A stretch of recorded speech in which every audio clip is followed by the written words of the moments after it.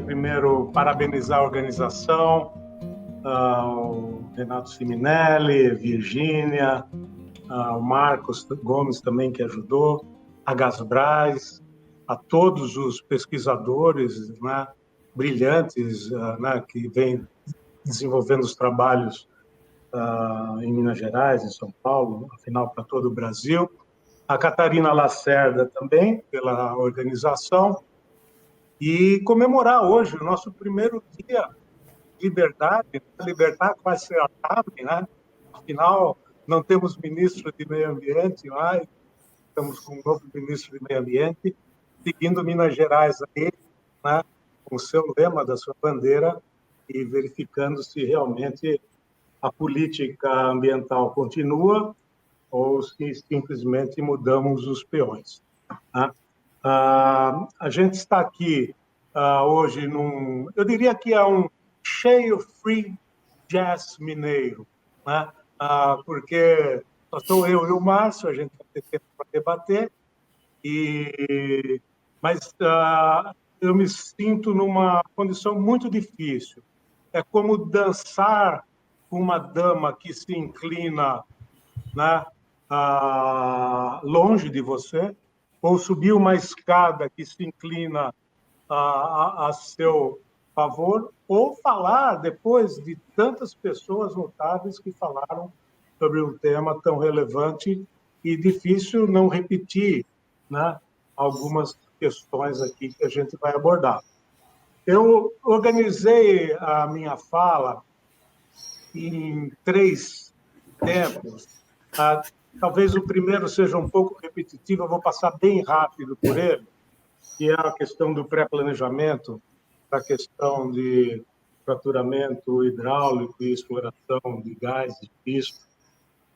Depois, um pouquinho sobre o status da legislação e um pouquinho de perguntas e respostas que eu captei, né, de temas importantes sobre o que a gente está discutindo aqui, e daí a gente abre um debate. Eu garanto que o Márcio vai ter um tempo igual, né, para debater esse tema. E falar também que é um prazer estar com o Márcio aqui, porque nós acabamos de formar uma aliança entre a Rumble, a BMA e a Ernst Young para abordar temas de ESG no Brasil.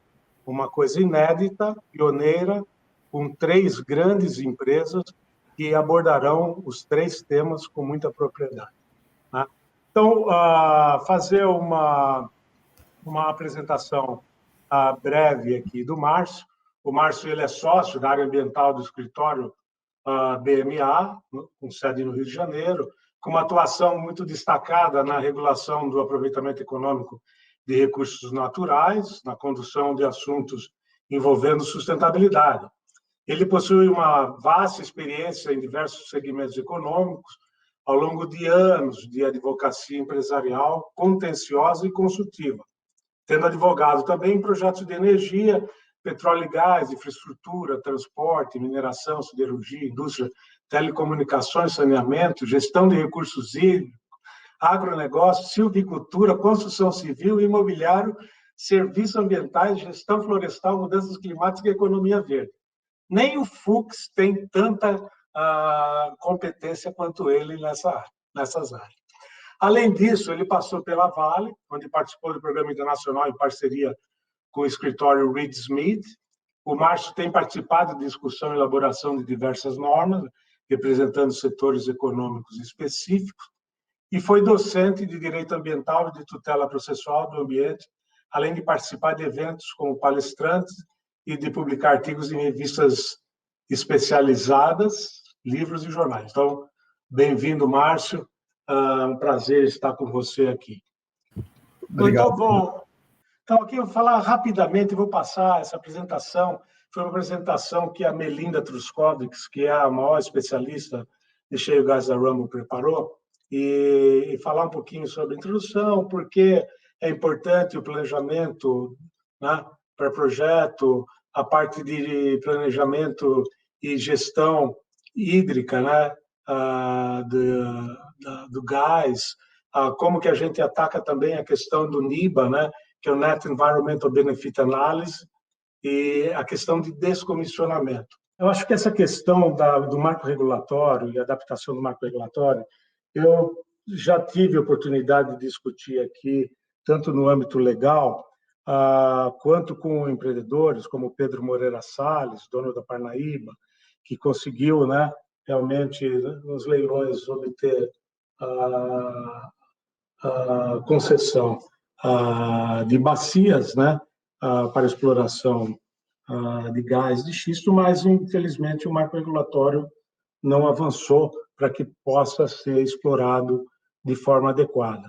Eu acho que a nossa terra já está muito sensível e ferida para a gente imputar um sistema sem as devidas precauções. Mas eu acredito que a gente também esteja trabalhando de uma forma muito proativa nesse sistema da Gasbras, para poder avançar com os devidos cuidados e de maneira sustentável e resiliente, né? As implicações econômicas do fracking, elas realmente são substanciais. Por exemplo, nos Estados Unidos, ela tem a capacidade de gerar 400 mil empregos, 17 mil empregos na indústria petroquímica, 395 mil empregos na cadeia de suprimento, 132 bilhões de dólares, né, de novas entradas na economia americana, o investimento de capital, né, para a capacidade em petroquímica e derivativos bastante elevada, e gerando uma receita fiscal federal, estadual e local anual da ordem de 4,4 bilhões de dólares, né?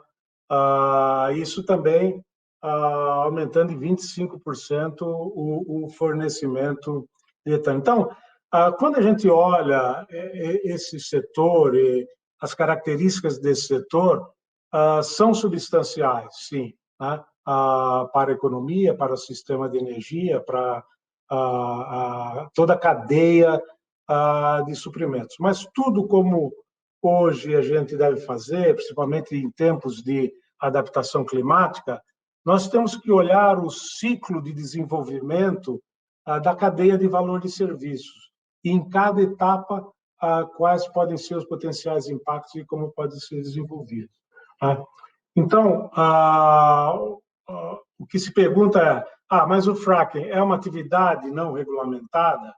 Então, se por um lado, né, as isenções da indústria de petróleo e gás, as lacunas, né, desses estatutos ambientais federais permitem que o fracking seja não regulamentado, por outro lado, essas lacunas, isenções, elas foram fornecidas com base em conclusões de que esses temas são tratados de forma adequada de acordo com os regulamentos estaduais dos Estados Unidos.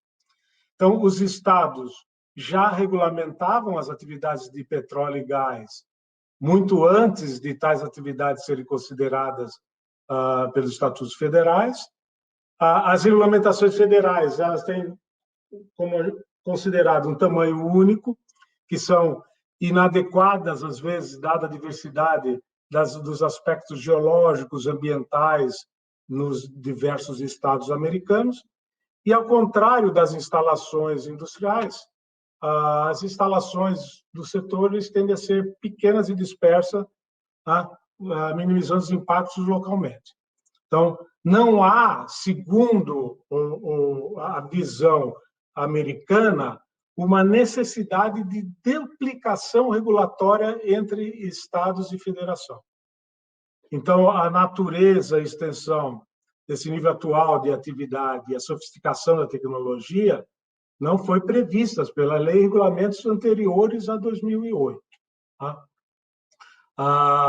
Então, a adequação desses regulamentos estaduais é mistério. Então, nos últimos anos, cada estado americano introduziu uma nova legislação e regulamentos, impondo requisitos muito mais rígidos, em reconhecimento ao crescimento dramático da atividade.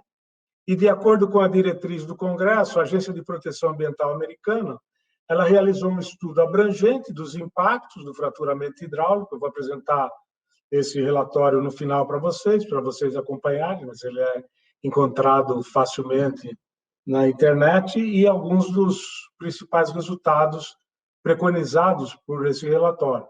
Então, essa revisão regulatória estadual faz parte dessa avaliação também. E a Agência de Proteção Ambiental Americana está procurando outros mecanismos estatutários e regulatórios para tratar de questões preocupantes.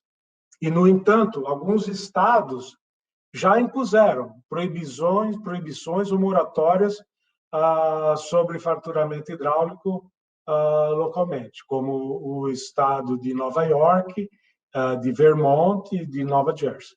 Então, acredita, na verdade, que apenas Nova York que tem um potencial significativo para a aplicação dessas proibições e moratórias, né? Mas numerosas cidades e vilas, né, complementarmente, também emitiram proibições ou moratórias, e muitos estão sendo questionados como sendo uma violação da lei estadual. A maioria dessas moratórias são motivadas pela necessidade de melhor compreensão dos impactos, né? Como falou o nosso vice-presidente Mourão na entrevista de Sérgio Roberto Dávila, né, anteontem, o plano de comunicação é fundamental para que haja eficácia nesse processo todo. E daí eu captei aqui algumas perguntas, né, e algumas respostas para dar uma noção do problema em que a gente está abordando e como isso pode ser transferido para o Brasil, discutido no Brasil, e o Márcio certamente vai ter oportunidade para abordá-los também. Então, uma das primeiras perguntas é: o desenvolvimento de gás de xisto é regulamentado a nível federal, estadual, local? Então, a resposta é que existem pelo menos 16 estados onde atualmente tem ou se espera que tenham desenvolvimento de gás de xisto e leis e regulamentos relacionados. A lei estadual ela determina a extensão da autoridade que os municípios locais podem ter, e essa autoridade varia de estado para estado. Tá? Outra pergunta: quais são os regulamentos sobre fracking? O fraturamento convencional também recebeu regulamentações mais rígidas, incluindo a proibição do fraturamento hidráulico próximo a fontes de água potável. Em 2021, essa proibição será reavaliada, levando em consideração os resultados da pesquisa que está sendo desenvolvida, a percepção do público, os danos de longo prazo aos residentes e ao meio ambiente e também os aspectos e avanços tecnológicos.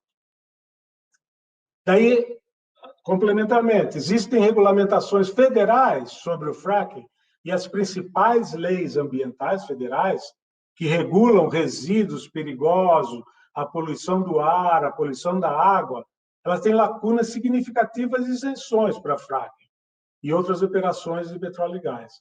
A lei, no entanto, a lei de 2005, isentou o fraturamento hidráulico de algumas dessas legislações, exceto quando o combustível diesel, né, era utilizado.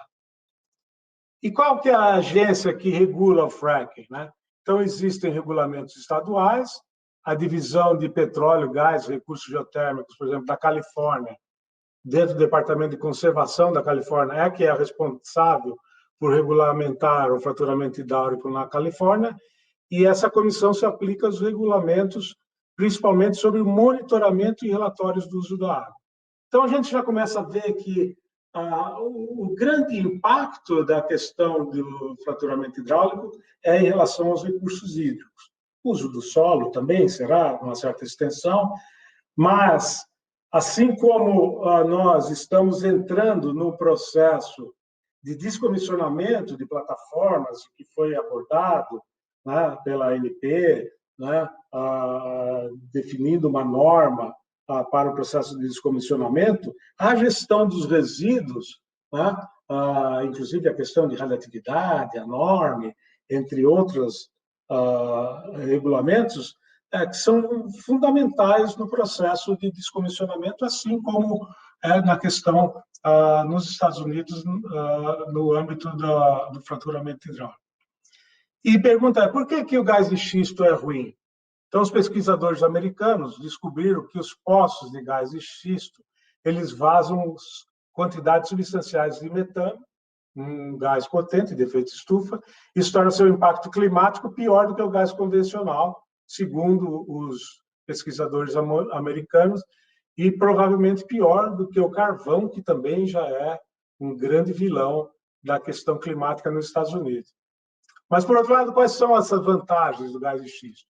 Então, o gás de xisto está tendo um impacto benéfico nos preços para os distribuidores e para os consumidores de gás natural, bem como alguns benefícios ambientais adicionais. O gás natural ele fornece 1/4 da energia total dos Estados Unidos e é usado para gerar 1/4 da eletricidade do país. Então, tem algum efeito. E por que a população rural é desproporcionalmente mais afetada pelo fracking? Porque as operações de fracking estão situadas em comunidades rurais. E porque o fracking na área rural sempre oferece mais espaço, é menos oneroso e menos trabalhoso do que o fracking em áreas suburbanas ou urbanas. Consequentemente, esses residentes em comunidades rurais, e vai ser abordado no painel seguinte, a questão de governança e comunicação, eles suportam uma quantidade desproporcional de externalidades negativas do fracking. Eu já tive a oportunidade de visitar uma fábrica de papel no Paraná, a Impacel, que era do ex-ministro da Agricultura, e uma fábrica novinha, com grande área de espaço para o tratamento dos efluentes, em menos de um ano conseguiu contaminar uma área muito extensa. Daí eu falo, mas por quê? Pela disponibilidade de espaço e o descuido, né, de uma área tão extensa na área rural, né? Se fosse numa área concentrada dentro da fábrica, talvez você não conseguisse ter essa extensão da contaminação. Então, pode ser. Quando você tem uma disponibilidade muito grande de espaço na área rural, os cuidados são menores do que quando você está confinando, né, a questão de todos os efluentes e potenciais causadores de poluição do solo, atmosférica, hídrica, entre outras questões. E quantos estados proibiram o fracking, né, nos Estados Unidos? No total, existem mais de 400 cidades e municípios e mais de 20 estados que já aprovaram resoluções locais para proibir o fracking ou instituir uma moratória, incluindo 35 em Nova Jersey, 13 na Califórnia, 10 no Colorado, 18 em Michigan. Né? E quem se beneficia com o fracking? Né? Bom, ele ajuda a aumentar os salários, o fracking não apenas ajuda a criar emprego e economizar dinheiro, como a gente falou no início da apresentação para os americanos, mas também ajuda a aumentar o salário. Nos países onde os recursos de shale gas são extraídos por fracking, houve comprovadamente um aumento de 10% a 20% da renda média dos trabalhadores. E ele, então, é bom ou é ruim?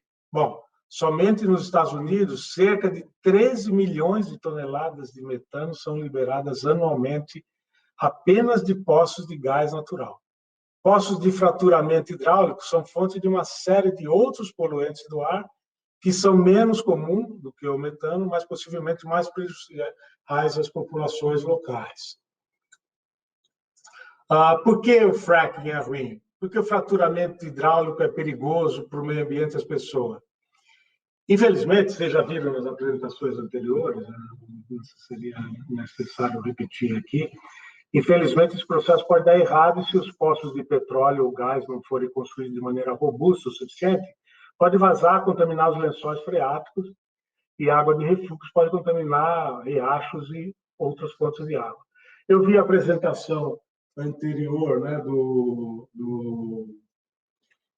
Gustavo, né, Filemon Costa Lima, muito boa a apresentação dele, o sistema que ele desenvolveu, mas eu pessoalmente, que trabalhei na área de Safety, Risk and Integrity, eu gosto muito de um modelo que se chama bow tie. para avaliação de risco.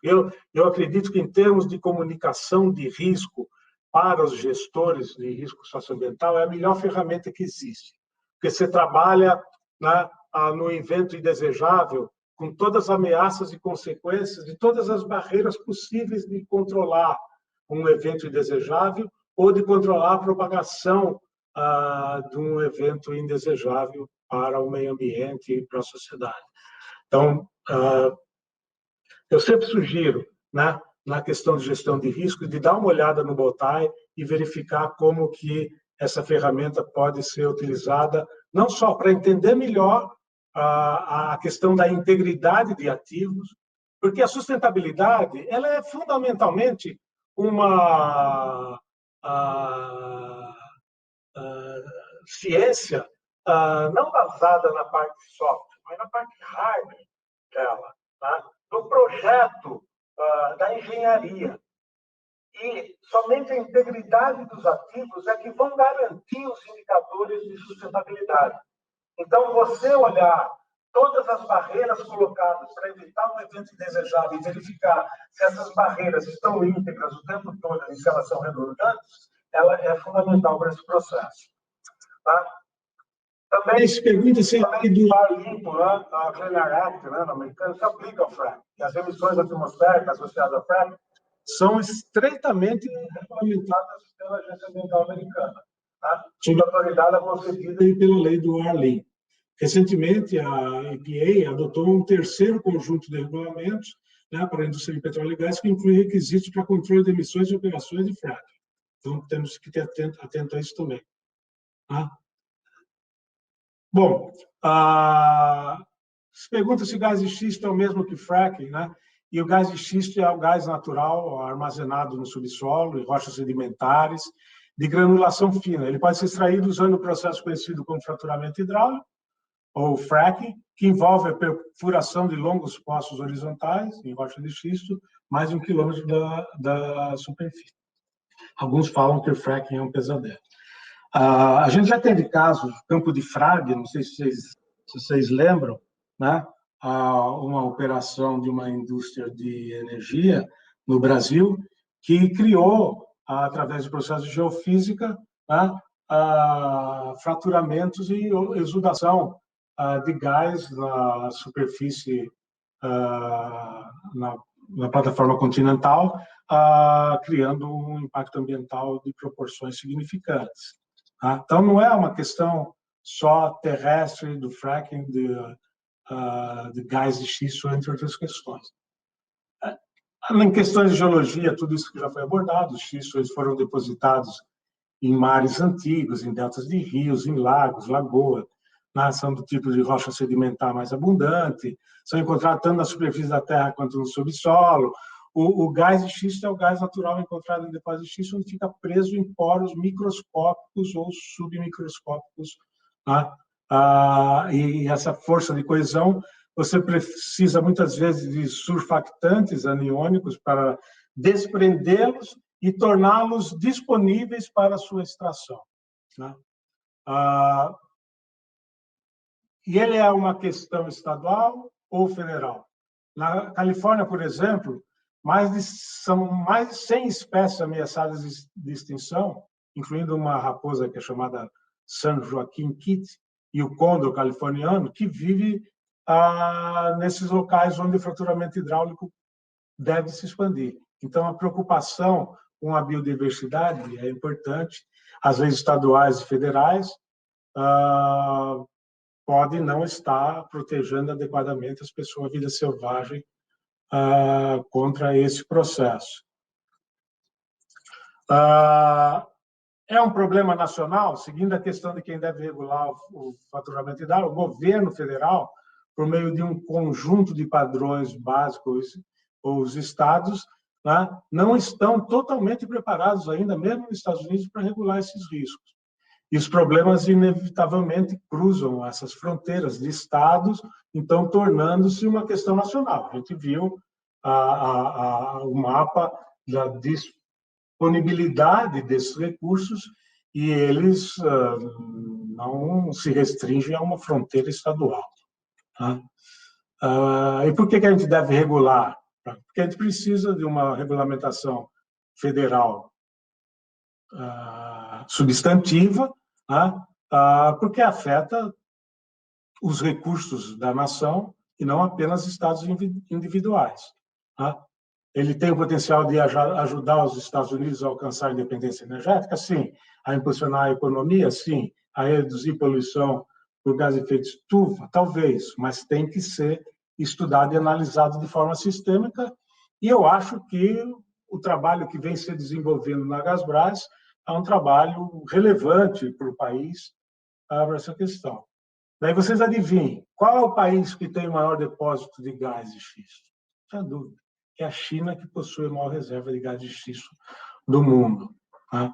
E também se pergunta quem é mais afetado pelo fracking. A gente já falou que as condições rurais de exploração desse recurso, certamente reforça as preocupações de que são os mais pobres, que são mais propensos a lidar com a questão do fraturamento hidráulico em sua comunidade, e levanta preocupações de que essas populações que são vulneráveis sofrerão os impactos potenciais da saúde, poluição do ar, da água, extração de gás, comprometimento de recursos, entre outras questões. A gente já tem casos regionais de problemas dessa natureza, como os resíduos de carvão em Santa Catarina, que lá a gente não tem um carvão, mas uma pirita carbonosa com um pH tão baixo que você chegou a se estabelecer uma fábrica de ácido sulfúrico a partir dos rejeitos de carvão.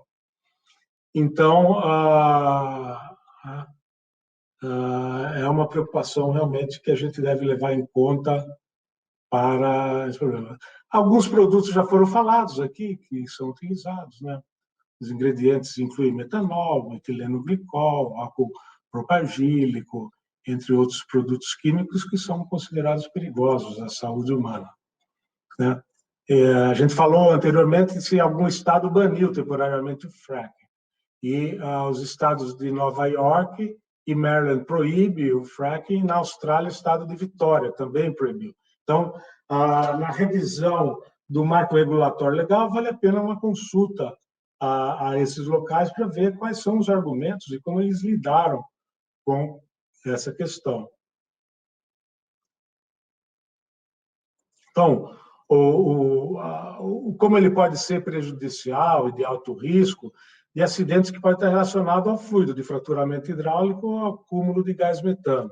Então, as emissões de gás no poço de xisto eles podem ter também impacto no processo de aquecimento global. A Agência de Proteção Americana, ela regula a injeção de fluidos no subsolo por meio de um programa de controle de injeção subterrânea, chamado de UIC, e embora os fluidos de fracking sejam isentos de acordo com o Safety Drinking Water Act, que é a lei de água potável dos Estados Unidos, águas residuais de operações do setor de petróleo e gás, o refluxo de água produzida, eles não estão isentos se descartados em poços de injeção profundos e são regulados. Ela pode ser limpa, essa água? Sim.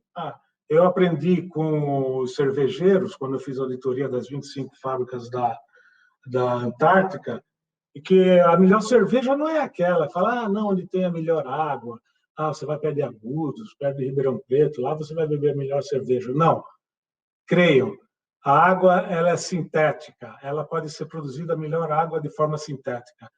E, para minha surpresa, segundo os cervejeiros da Anheuser-Busch, a melhor cerveja da Antártica ficava no polo de Camaçari.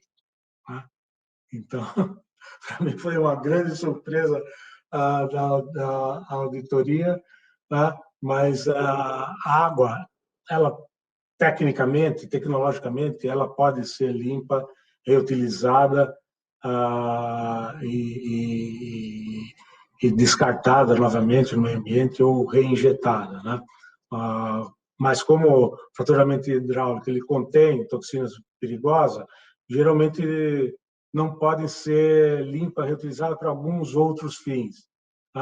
Em secas históricas, a gente não pode dar o luxo de remover permanentemente grande quantidade desse recurso de abastecimento de água era o que acham os americanos. Tá? E perguntar o que aconteceria se banisse o fracking. Alguns impactos econômicos, de segurança nacional, sobre a proibição de fraturamento hidráulico, e fica porque uma proibição teria consequências graves e de longo alcance, incluindo a perda de milhares de empregos, pico de preços de gasolina e custo de eletricidade, mas óbvio, vocês sabem como o americano é sensível a essa questão do aumento do preço da gasolina, né? Então, alguns prós são autossuficiência energética, produção reduzida de carvão, deslocamento do uso de carvão, criação de emprego, segurança energética e redução da intensidade de água em comparação com carvão. Tá? Então, é bom para a economia? É bom para a economia, na renda, na geração de emprego, salário, de preço de habitação, entre outras questões. Naquele estudo que eu mencionei para vocês, já essa é a última apresentação que eu vou falar, eu passo a palavra para o Márcio, né? Algumas descobertas do relatório da EPA sobre o fracking. Depois eu vou mandar essa apresentação para vocês vão compartilhar com todos, né? Tem um relatório que chama Hydraulic Fracturing for Oil and Gas, Impacts from the Hydraulic Fracturing Water Cycle on Drinking Water Resources in the United States. E algumas descobertas, né, e resultados dessa pesquisa foram de que as retiradas de água para fraturamento hidráulico em épocas ou áreas de baixa disponibilidade de água, particularmente em áreas com recursos de água subterrânea limitados ou em declínio, está em declínio, que derramamentos durante o manuseio de fluidos de fraturamento hidráulico, produtos químicos ou água produzida resultam em grandes volumes e altas concentrações de produtos químicos atingindo os recursos hídricos subterrâneos, que a injeção de fluidos de fraturamento hidráulico impostos com integridade mecânica inadequada, né? A gente sabe que a principal contaminação é quando você trabalha em rochas fraturadas, principalmente com aqueles produtos do DINAPO, né, que são líquidos de fase não aquosa, densa, né, que vão lá para o fundo e que são imissíveis com a água. Né? Então, a injeção de fluido de fraturamento imposto com integridade inadequada permite que gases ou líquidos se movam para os recursos hídricos subterrâneos. A injeção de fluido de fraturamento hidráulico diretamente nos recursos hídricos subterrâneos é um dos principais problemas, impactos. As descargas de águas residuais de fraturamento hidráulico tratadas de forma inadequada em águas superficiais é um grande problema.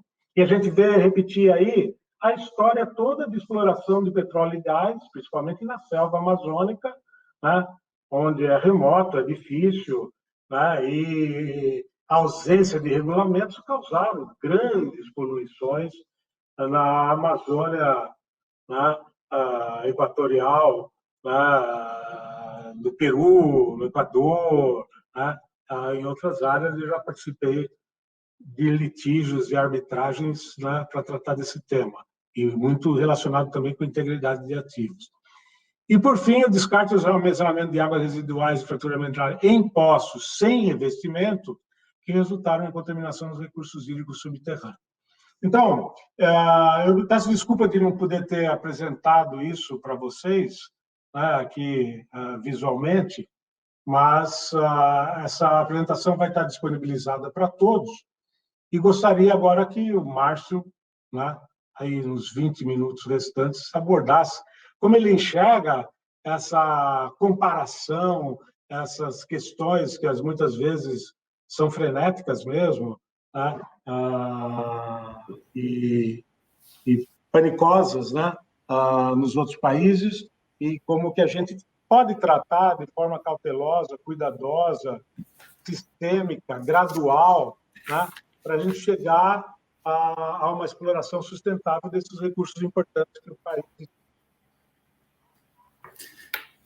Eugênio, antes de mais nada, aí, parabéns pela sua apresentação. Queria te agradecer pela apresentação que você fez para mim e a respeito da minha pessoa, agradecer à Rede Gás Brás pelo convite, que eu recebo de forma sensibilizada.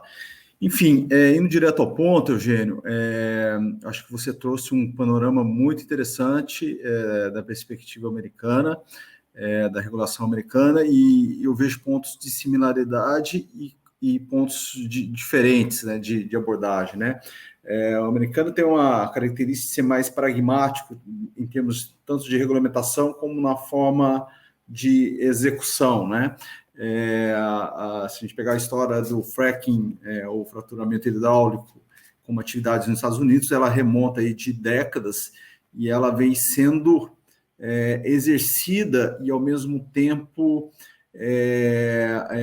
regulada pelas instituições que demandam lá a atuação, foram mais intensamente reguladas de uma forma mais recente, no final do último século, início desse século, né? Embora essa atividade já data aí já de um bom tempo nos Estados Unidos. Por eles terem umas características de regimes jurídicos diferenciados de exploração de petróleo, que permite uma certa liberalidade pelo proprietário da terra de explorar os recursos ali não renováveis, né, diferente do nosso país, com um sistema de concessão. E por ter controles ambientais que a forma regulada como é feita pela agência americana, aquilo que não está regulado, de certa forma, eles têm mais plena liberdade de promover atividade, ainda que tenha um risco de litígio por causa de algum dano que tenha sido provocado. E a gente viu aí, já nos Estados Unidos, alguns eventos envolvendo fraturamento hidráulico, algumas questões que preocuparam, principalmente envolvendo contaminação de recursos hídricos, né? No Brasil não poderia ser diferente. Esse tema, quando chegou aqui, causou extrema conflituosidade do ponto de vista judicial, né? Só para lembrar, na 12ª rodada, com aprovação de áreas aí para se possibilitar esse início de aproveitamento hidráulico de reservatórios de uma forma não convencional, isso foi judicializado logo após o leilão, com a suspensão aí das áreas que foram concedidas, né? Eu tive participando dessa discussão judicial, enfim, basicamente a ação visava a suspender todo o processo de licitação, enquanto não se comprovasse uma viabilidade do uso dessa técnica no nosso país, né? E se também demandava, além dessa comprovação de viabilidade, uma regulamentação específica pelo Conselho Nacional do Meio Ambiente, e uma avaliação ambiental de área sedimentar, que é um instrumento próprio, que existe aí regulado entre o Ministério de Minas e Energia e, na época, com apoio do Ministério do Meio Ambiente, para se fazer definições de blocos, né, de avaliação de blocos, de uma forma mais estratégica, de quais serão colocados para fins de exploração. Enfim, essa ação visava isso, e foram seguidos por outras ações no Piauí, São Paulo e Bahia também, que tiveram o mesmo resultado de bloquear aí os blocos que foram concedidos, né? Até hoje a gente não tem uma regulação do CONAMA, né, evidentemente, e temos apenas uma regulação feita pela Agência Nacional de Petróleo, 21 de 2014, que trata especificamente do que é necessário em termos de gerenciamento ambiental, trazendo algumas restrições com foco em recursos hídricos, e outras questões relacionadas ao próprio controle regulatório por parte da ANP, né? Segurança, enfim, outras questões que são mais típicas daquela agência, né?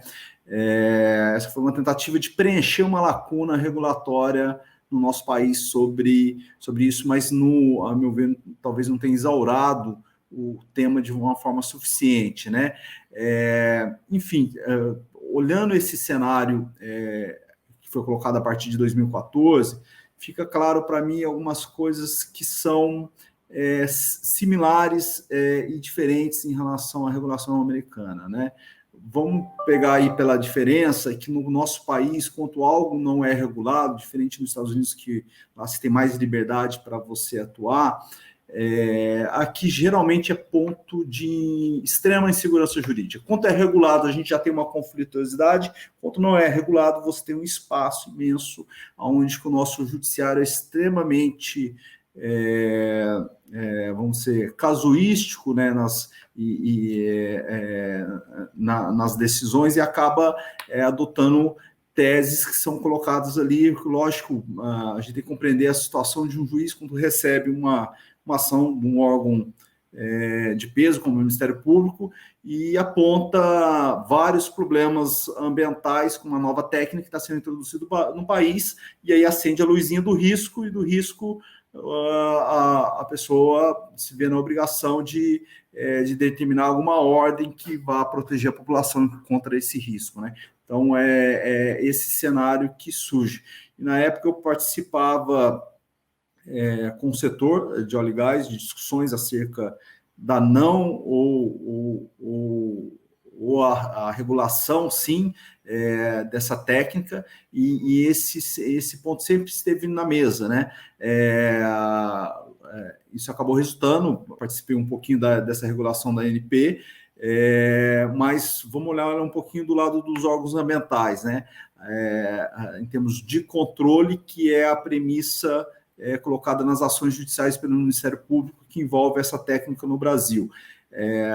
Há uma premissa que se trabalha muito no nosso país, de que geralmente, para controlar um risco ambiental, uma situação de uma técnica nova, desconhecida sobre os seus efeitos no meio ambiente, pelo menos desconhecida no nosso país, lá nos Estados Unidos já tem uma cultura grande técnica sobre isso, se tentar buscar uma regulação via CONAMA, ou buscar técnicas de regulação via licenciamento ambiental, né? Vamos dizer assim, né, Eugênio, você conhece bem isso, o que é problema muitas vezes coloca lá dentro do licenciamento que o licenciamento ambiental resolve, né? A gente sabe que às vezes não é muito bem isso que acontece, e às vezes o licenciamento ambiental vira um para-raio para todos os males aí das nossas situações sociais e ambientais que existem nesse país, né? Você colocou muito bem as dificuldades de você ter explorações em ambientes mais sensíveis, como é o caso da Amazônia e outros ambientes. Eu tive a oportunidade de trabalhar em alguns projetos de shale gas envolvendo a parte fundiária e ambiental, inclusive no norte de Minas, e a gente sabe como que são diferentes cada território onde você ocupa, cada um com a sua preocupação, inclusive social, né?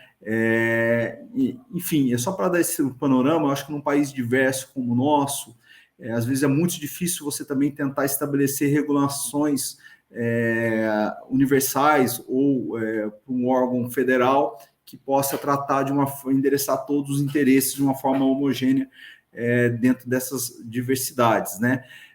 Mas há uma outra característica no país, no Brasil, que nesse ponto também é similar aos Estados Unidos, que aqui os bens ambientais, tais como lá, eles têm leis próprias, né? Recursos hídricos tem uma lei própria, nos Estados Unidos tem a lei de proteção à água, lá tem a lei de proteção atmosférica aqui também, enfim, é dessa forma que a gente trabalha quando se fala de controle ambiental. E, a rigor, você tem uma quantidade enorme de regramentos no Brasil que são, a meu ver, suficientes para você tratar alguns aspectos ambientais de controle da atividade. Lógico, algum ajuste, um ou outro, né? O que me chama mais atenção na técnica do fraturamento hidráulico de reservatório não convencional é que quando você, pela dinâmica da atividade, do pouco que eu conheço dela, que você tem que perfurar e conforme você vai perfurando, você tem que mudar. Muitas vezes você tem que licenciar de uma forma mais dinâmica, que considere pelo menos esse sequenciamento de perfurações e de trato por áreas, né? Mal comparando, já que a gente está em Minas aqui, com o setor minerário, muitas vezes você tem que pesquisar em diversos pontos diferentes, ou como não ocorre na área de óleo e gás para reservatórios convencionais, de você ter perfurações e você licencia uma área, né? Então, em 2014, participando de um estudo, a gente percebeu que alguns estados onde havia interesse de shale gas, a legislação de licenciamento não estava muito bem estruturada para se permitir essa dinâmica, e isso poderia dar conflitos e ter restrições para se evoluir numa dinâmica em termos de controle ambiental via licenciamento dessa atividade, né? A gente tem que controlar todos os aspectos ambientais, mas a atividade tem que ter uma dinâmica, e essa dinâmica operacional dela também tem que ser considerada nessa forma de controle, né? Então, assim, nesse tempo que eu tenho, dando algumas pinceladas, o que me vem, Eugênio, que eu trago aqui para você para debate, me parece que há um espaço para a regulação dessa atividade no país para exatamente trazer não só segurança jurídica, mas segurança em questão do risco. Quando a gente está falando de risco, lógico que a gente está falando de risco que possa afetar alguma condição ambiental relevante, como de contaminação de recursos hídricos. Quando a gente fala isso, então qual o tipo de regulamentação que a gente está buscando? Basta da ANP, que já tocou nesse assunto, ela já regula o risco operacional, isso faz parte da atividade dela, mas o risco operacional de integridade não é atividade do órgão ambiental. Então, naqueles estados que têm interesse em promover esse tipo de atividade de uma forma mais controlada, com rigor técnico e jurídico, que tipo de regulamentação que ele deveria buscar? No licenciamento que a gente vai tratar disso, vamos construir normas de restrições de perfuração, considerando aquíferos, enfim, águas subterrâneas, em qual seara técnica que a gente precisa evoluir aqui no Brasil, comparando com o background que já existe nos Estados Unidos de conhecimento dessa técnica de perfuração, e olhando agora para o Brasil e vendo o nosso território, a nossa percepção a respeito daquilo que é interessante, que é mais sensível do ponto de vista ambiental e muitas vezes social, né? Dependendo da região onde que a gente se encontra, né?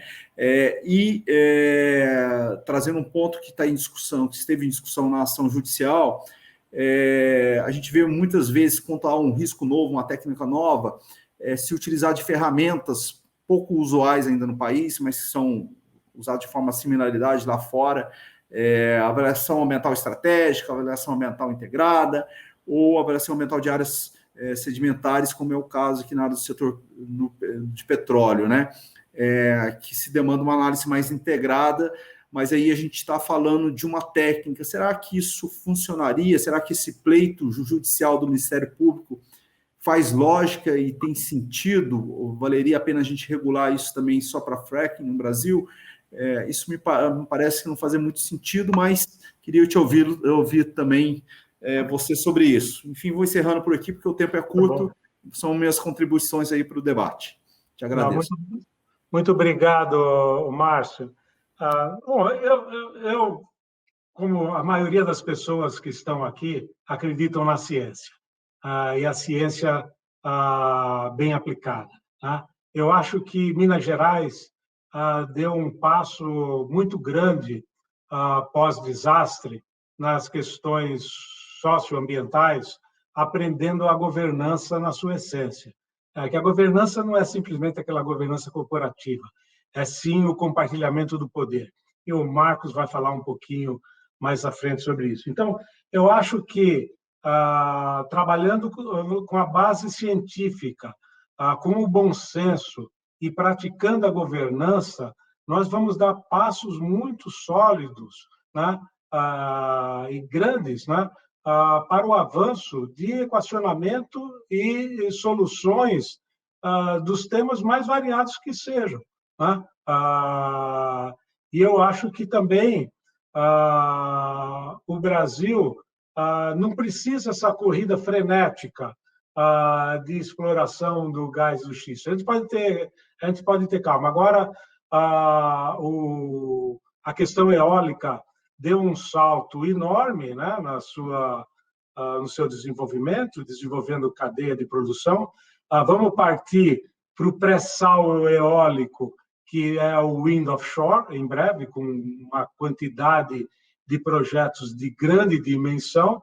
A solar está se viabilizando e eu acho que o Brasil, que tem a disponibilidade de recursos renováveis substancial para a geração de energia, apesar de termos aí à frente uma grande montanha para desviarmos, né, que é essa crise hídrica que se configura, né? O Brasil sempre foi muito eclético, né, na gestão de energia. Né? Eu trabalhei na Companhia Energética de São Paulo e no eixo Rio-São Paulo, eu lembro que o empresário brasileiro lidava com 4 ou 5 fontes e tipo de energia, né, ao mesmo tempo, para lidar com as crises que aconteciam. Então, eu parabenizo esse programa, o Gasbras, a excelência dos pesquisadores que estão envolvidos nele, a relevância dos trabalhos que têm sido desenvolvidos, a forma clara, de certa forma consensual e cautelosa como estão sendo abordados os temas, e temos o maior prazer de estar ajudando e trazendo o benchmark internacional, por ser uma empresa global, assim como fizemos com a Petrobras também, que abordamos os 14 tópicos elencados pelos seus gerentes do Centro de Pesquisa sobre o desenvolvimento de infraestruturas de offshore para o futuro. A Rumble se disponibiliza, junto com os nossos parceiros, BMA, Ernst Young, entre outros, né? Acho que as fundações de amparo à pesquisa em trabalhos programáticos têm um papel fundamental, né? De multiplicar e disponibilizar recursos para a pesquisa. Então, eu acho que estamos no caminho certo. A chance de sucesso é muito grande. E liberta quais sabe também.